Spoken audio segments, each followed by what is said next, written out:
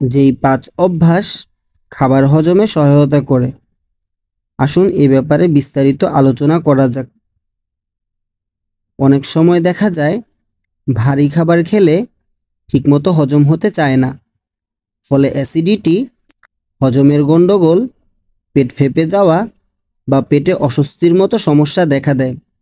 আবার তেল মশলাযুক্ত খাবার না খেয়ে স্বাভাবিক খাবার খেলেও অনেকের প্রায় এমন ধরনের উপসর্গ দেখা দিতে পারে। আমাদের কিছু অভ্যাসের কারণেই অনেক সময় হজমের গণ্ডগোল দেখা যায়। জেনে নিন খাবার দ্রুত হজমের জন্য কোন কোন অভ্যাস আয়ত্ত করবেন। নাম্বার 1, খাবার ভালো করে চিবিয়ে খান। খাবার খুব ভালো করে চিবিয়ে খাওয়া জরুরি। মুখের ভেতর থেকেই হজম প্রক্রিয়া শুরু হয়। মুখে থাকা লালা এবং এনজাইমগুলো খাবার ভেঙে দিতে শুরু করে। পুঙ্খানুপুঙ্খভাবে চিবানো খাবারকে ছোট ছোট টুকরা করে ফেলে, যা পাকস্থলী এবং অন্ত্রের কাজ সহজ করে।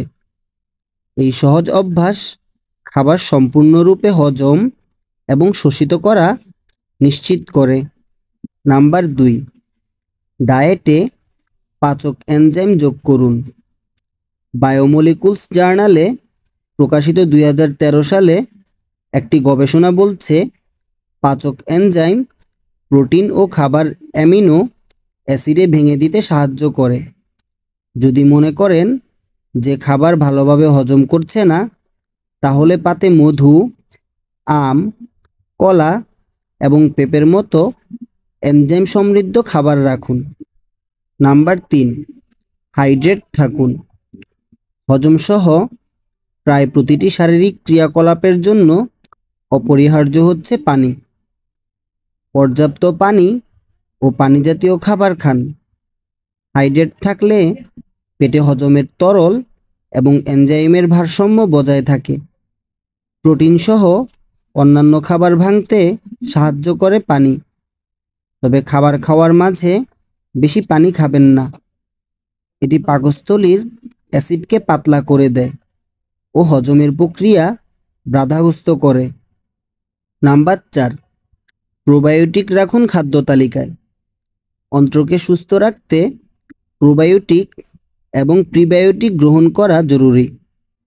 প্রোবায়োটিকের জন্য ডায়েটে দই রাখতে পারেন, এতে ভালো উপকার পাবেন।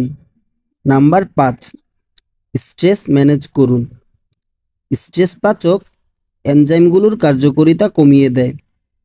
পর্যাপ্ত বিশ্রাম হজমে সহায়তা করে। শ্বাসের ব্যায়াম বা মেডিটেশন করতে পারেন স্ট্রেস কমানোর জন্য। শান্ত জায়গায় বসুন এবং মননশীল খাদ্যাভ্যাস গঠন করার চেষ্টা করুন।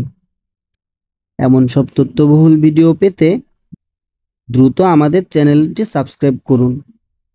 এখন পর্যন্ত যারা আমাদের চ্যানেলের সদস্য হননি, দ্রুত আমাদের চ্যানেলের সদস্যতা নিয়ে নিন। আমাদের চ্যানেলের পাশে থাকার জন্য আপনাদেরকে ধন্যবাদ।